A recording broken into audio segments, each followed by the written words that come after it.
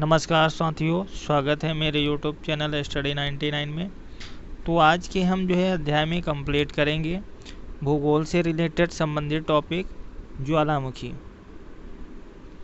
तो पृथ्वी के अंदर भाग में जो है लावा का उद्गार होना ज्वालामुखी कहलाता है। ठीक है, ये पृथ्वी भी हो सकता है और ठीक है समुद्र। यहाँ पर जो होता है कि इसे पृथ्वी ये है या सरफेस है, उसके अंदर काफ़ी सालों तक जो है लावा क्या रहता है, दहकता रहता है, जमता रहता है। ठीक है, तो वो अचानक विस्फोट होता है। ठीक है, तो उसे हम क्या कहते हैं, ज्वालामुखी कहते हैं। अब हवा में जो है उड़ा हुआ जो है ज्वालामुखी शीघ्र क्या होता है, वो ठंडा होता है और ठंडा होकर के क्या होते हैं, छोटे छोटे टुकड़ों में बदल जाता है। और छोटे छोटे टुकड़ों में जो बदल जाता है तो उसे हम क्या कहते हैं, सिंडर कहते हैं। जो छोटे टुकड़े होंगे उनको हम क्या कहेंगे, सिंडर कहते हैं।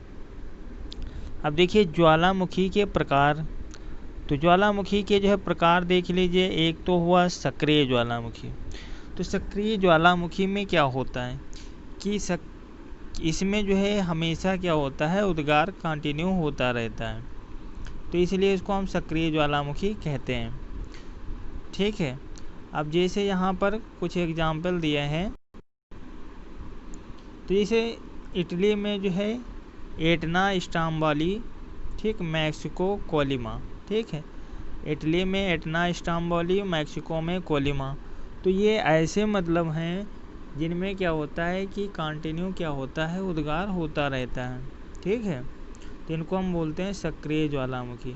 तो आप इन दोनों को याद रखिए कि इटली का एटना स्टाम्बोली, मैक्सिको का कोलिमा, इनमें क्या होता है, हमेशा कंटिन्यू क्या होता है, उद्गार होता रहता है, इसलिए ये क्या है, सक्रिय ज्वालामुखी है। दूसरा नेक्स्ट क्या है कि प्रसुप्त ज्वालामुखी। प्रसुप्त इसलिए बोलते हैं क्योंकि इसमें जो है काफ़ी समय से कोई भी उद्गार अभी तक नहीं हुआ है और ना ही ज़्यादा संभावना क्या रहती है, बहुत कम ही रहती हैं कि उद्गार होने के लिए।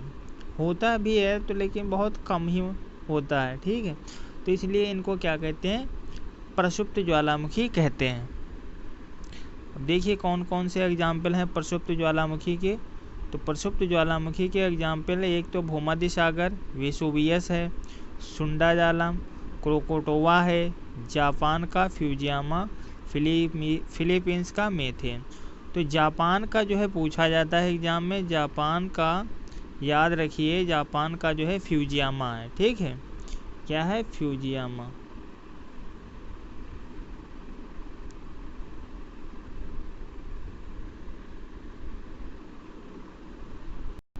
तो नेक्स्ट को हम देखते हैं शांत ज्वालामुखी। तो शांत ज्वालामुखी इसलिए बोलते हैं क्योंकि इसमें जो है अभी तक ऐतिहासिक काल से लेकर के अभी तक कोई भी उद्गार नहीं हुआ है। ठीक है, ऐतिहासिक काल से लेकर के अभी तक कोई भी उद्गार नहीं हुआ है, इसलिए इसको शांत ज्वालामुखी कहते हैं। ठीक है, जैसे ईरान का जो है कोह सुल्तान देवबंद, कोह सुल्तान देवबंद में अभी तक कोई भी उद्गार नहीं हुआ। म्यांमार का जैसे पोपा है। ठीक है, तो म्यांमार में जो है पोपा जो ज्वालामुखी है तो वो शांत ज्वालामुखी में आता है, तो वो उसमें अभी तक कोई भी उद्गार नहीं हुआ है। ठीक है, ऐतिहासिक काल से, तो इसलिए वो क्या है, शांत ज्वालामुखी है। हम आगे देखते हैं कि ज्वालामुखी की संबंधित कुछ फैक्ट दिए गए हैं। वो फैक्ट से रिलेटेड जो है क्वेश्चन एग्जाम में रिपीट हो जाते हैं, तो जिससे जो है फैक्ट से जो कंप्लीट हो जाएं तो उनको भी कंप्लीट कर रहे हैं, इम्पॉर्टेंट टॉपिक। ठीक है, जैसे सबसे अधिक सक्रिय ज्वालामुखी, ठीक है, कहाँ पर है, यूएसए और एशिया में। ठीक है, किस महाद्वीप में एक भी ज्वालामुखी नहीं है। तो ऑस्ट्रेलिया एक ऐसा महाद्वीप है जहाँ पर कोई भी सक्रिय ज्वालामुखी नहीं है। विश्व का सबसे ऊंचा, ठीक, ज्वालामुखी पर्वत कौन सा है, कोटोपैक्सी। ठीक, कोटोपैक्सी जो है बहुत बार पूछा गया है। विश्व का सबसे ऊंचाई पर स्थित सक्रिय ज्वालामुखी ओजस डेल सलाडो। ठीक है, ओजस डेल सलाडो जो है सबसे ज़्यादा ऊंचाई पर यह स्थित है। तो आप नेक्स्ट है, विश्व का सबसे ऊंचाई पर स्थित ज्वालामुखी एकांगुआ, ठीक है, एंडीज पर्वतमाला पर, एकांगुआ एंडीज पर्वतमाला पर ये स्थित है सबसे ऊंचाई पर। तो आप ये 3 क्वेश्चन आपको अच्छे से याद रखिए, एक तो कोटोपैक्सी, ओजस डेल सलाडो और एकांगुआ, ठीक है। तो ये क्वेश्चन पूछ लिए जाते हैं, इसलिए हमने इसको डबल मार्क कर दिया है, ठीक है। इस टॉपिक पे हम आते हैं, भूकंप क्या है। तो देखिए केंद्रीय भाग से जो उद्भव होता है, ठीक है, जिस उद्भव होता है केंद्रीय भाग, जैसे सेंटर है तो सेंटर से क्या होता है, उद्भव होगा, ठीक, विस्फोट होगा, सॉरी विस्फोट नहीं, कंपन होता है, पृथ्वी में कंपन होता है, ठीक है। वो तो जैसे सेंटर से कंपन होता है, वो धीरे धीरे जैसे जैसे दूरी बढ़ती जाती है वो कंपन क्या होता है, कम होता जाता है। और केंद्रीय भाग में सबसे ज़्यादा कंपन होता है, जो केंद्र का सेंटर वाला भाग होता है और सेंटर के आसपास का जो भाग होता है वहाँ पर कंपन बहुत ज़्यादा होता है। जैसे जैसे दूरी बढ़ती जाएगी कंपन क्या हो जाएगा, कम होता जाएगा। अब ये देखिए इस कंपन को जो है किससे मेजर किया जाता है, रिक्टर स्केल, मतलब रिक्टर स्केल, मतलब एक रिक्टर पैमाना होता है, उस पैमाने से इसको क्या किया जाता है, मेजर किया जाता है। अब देखिए भूकंप तरंगों को मापना, ठीक, सिस्मोग्राफ, जैसे भूकंप की तरंगे हैं तो उनको हम कैसे माप सकते हैं, ठीक, सिस्मोग्राफ। यदि सिस्मोग्राफ में जो है अचानक पारा गिरता है तो इसका मतलब ये क्या होता है, भूकंप आने की संभावना प्रबल रहती है।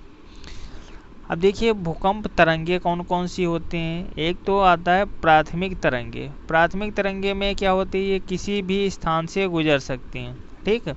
प्राथमिक या पी तरंगे लिखा होगा कहीं पे, पी तरंगे, तो पी तरंगे, प्राथमिक तरंगे जो होती हैं वो किसी भी स्थान से गुजर सकती हैं। नेक्स्ट है एस तरंगे या सेकेंडरी, द्वितीयक तरंगे। तो द्वितीयक तरंगे जो होती हैं वो केवल किसमें, ठोस माध्यम से गुजरती हैं, कहाँ से, ठोस माध्यम से। और आगे हम देखते हैं एल तरंगे। तो एल तरंगे जो है होती हैं वो धरातल तक ही सीमित होती हैं, कहाँ तक, धरातल तक, ठोस अथवा गैस से निकल सकती हैं, ठीक है, ठोस से और गैस से निकल सकती हैं। तो दोस्तों जो है इस वीडियो में हमने इतना टॉपिक को कंप्लीट कर दिया। तो आप जो है अच्छे से इसको 2 बार 1 बार देखिए और सारे डाउट जो होंगे वो हल हो जाएंगे।